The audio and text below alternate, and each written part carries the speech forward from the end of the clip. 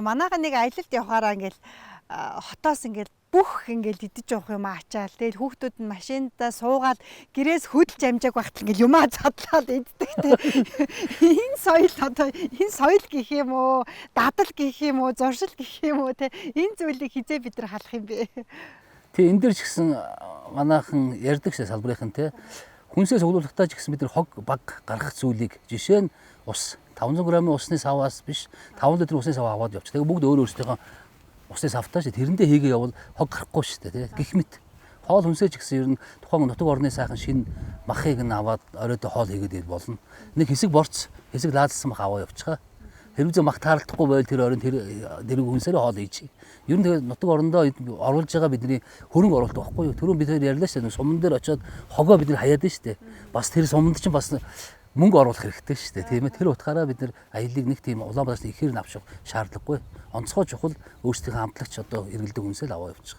Улаанбаатар бүх зүйл өдөө орнот байж байгаа. Хүмүүсээ 10-20 орн хям авч явхаа болио. Орон нутгаас очиж авъя гэдэг. Дээр нь би онцгойлж анхааруулж хүсэж хэлмээр байна. Манай тээврийн цагдаагийн алба бол үнэхээр ажиллаж байна. Яг энэ их хөдөлгөөний үед. Улаанбаатараас 150 км радиуст 24 цагийн хөдөлгөөнд эргүүл ажиллаж байна. 24 цагаар энэ таны аюулгүй байдгийн төлөө. Дээр нь манай тээврийн цагдаагийн албаны урьдчилан сэргийлэх албаны залуучууд байна. Би хаяа очиж уулздаг. Хонон үнжин ажиллах юм. Энэ нөгөө бидний аюулгүй байдлын төлөө нөгөө нэг ослыг багасгахын төлөө ингэж ажиллаж штэ. Энэ хүмүүс ингэж ажиллаж ингэж зүтгээд байна. Тэгэхээр бид нар эзэн бие бид нар өөрсдөө хичээчмээр байна. Тэгэд би нийт аялагч нартаа дөрмөө мөрдий хариуцлагатай бай. Сахилга баттай зам хөдөлгөөнд оролцооч гэж ингэж би хүсмээр байна хэдүүлээ.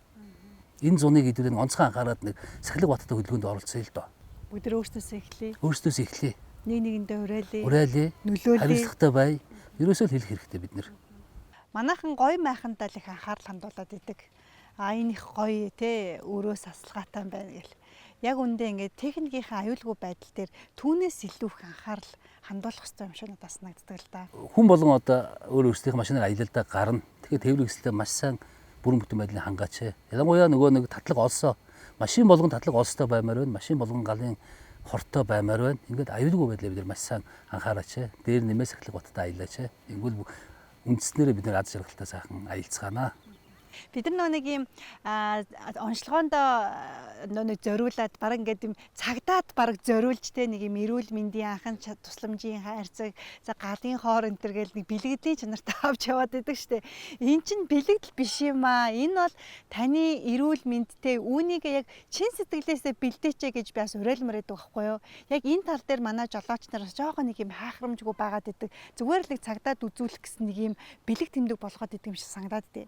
Тэр маш чухал л да. Өөртөө зориул. Өөрийнхөө болоод гэр бүлийнхээ аюулгүй байдлын төлөө ер нь жилд ийм судалгаа байдаг юм байна. Жилд хот хоорондод болон явж байгаа энэ авто аяллаар 2.2 сая хүн зорчдөг юм байна.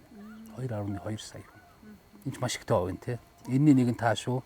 Тэгээ та өөрийнхөө аюулгүй байдлыг маш онцгой анхаараарай гэж л одоо хичээнгүлэн хүссмээр байна. Баярлалаа. Таны уриалгыг маш олон хүмүүс дагаж мөрдөөсэй гэж би бас хүсэж байна. Ингээд бидний урилгыг хүлээн авсан танд маш их баярлалаа.